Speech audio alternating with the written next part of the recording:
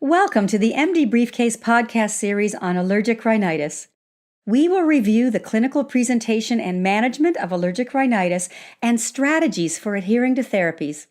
After listening to this lesson, we hope that you will be more comfortable when seeing patients with allergic rhinitis in your practice.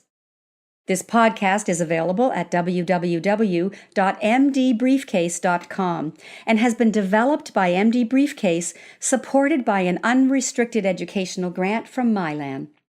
The views, information, and opinions expressed in this podcast are solely those of the individuals involved and do not represent those of mdBriefCase or Mylan.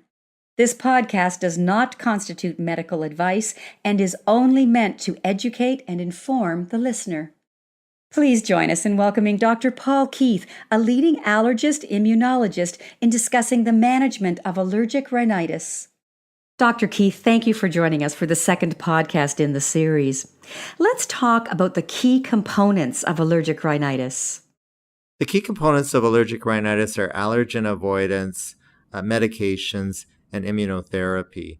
Allergen avoidance is particularly important to reduce the symptoms. It's extremely important to pay attention to the bedroom because this is where you spend 8 hours of the day.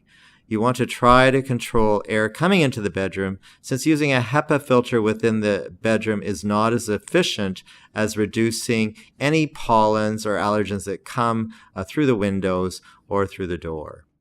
What can a patient do in this instance?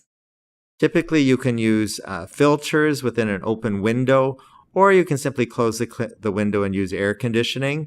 If a patient is allergic to a pet or wants to reduce the chance of becoming sensitized, one would keep the pet out of the bedroom.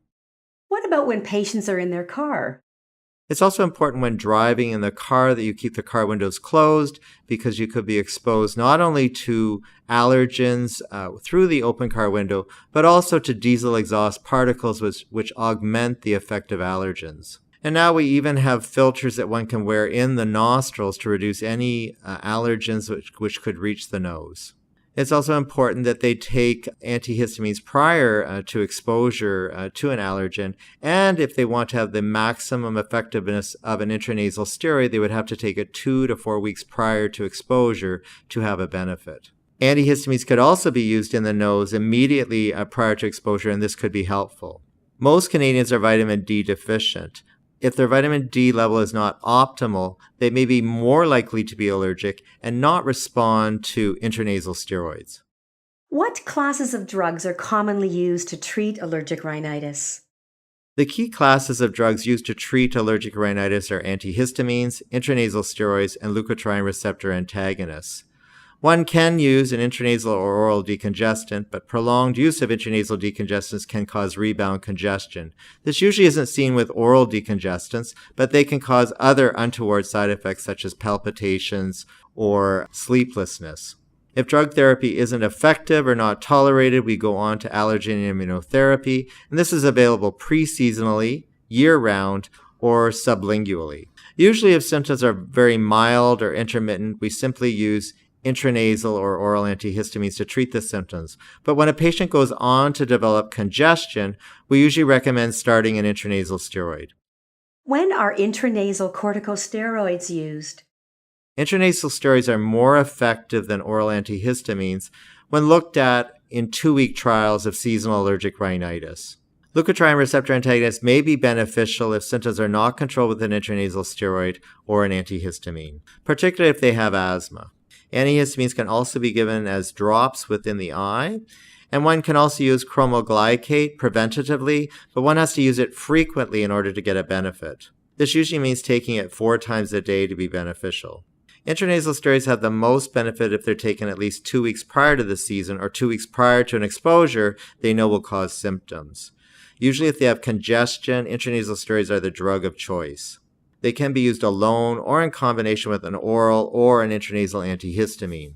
Intranasal steroids are superior to antihistamines and leukotriene antagonists for nasal symptoms, and they also improve eye symptoms, since most eye symptoms are secondary to the reaction which occurs within the nose. They may also reduce lower airway symptoms by reducing inflammation and preventing one from mouth breathing. How effective are current treatments for controlling the symptoms of allergic rhinitis? Often people feel that intranasal steroids lose their effectiveness over 24 hours, but there's good evidence that they do have benefit even taken once daily. If symptoms are severe, they can be used twice daily. Often patients feel that intranasal steroids should have an immediate benefit and can just be used PRN. While they can be used PRN and will have a benefit over taking nothing at all, the greatest effect is if they're taken regularly for at least 2 to 4 weeks. There are long-term studies using intranasal steroid for at least a year, which don't show any atrophy of the nasal mucosa. There are long-term studies using intranasal steroids where no atrophy of the nasal mucosa was shown. In Canada, we now have available an intranasal antihistamine and intranasal steroid spray combined in one product, and is used one spray each nostril twice daily. It's indicated for patients whose symptoms are not controlled with either antihistamines or nasal steroids alone and are 12 years of age and over. What should be kept in mind when using intranasal corticosteroids to treat allergic rhinitis? For intranasal steroids, it's really important to counsel patients on how to use it.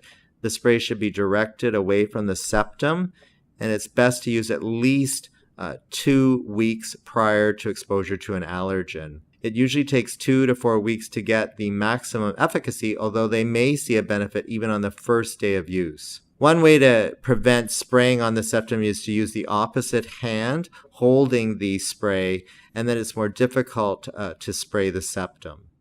Thank you for listening. Catch the other podcast episodes on www.mdbriefcase.com.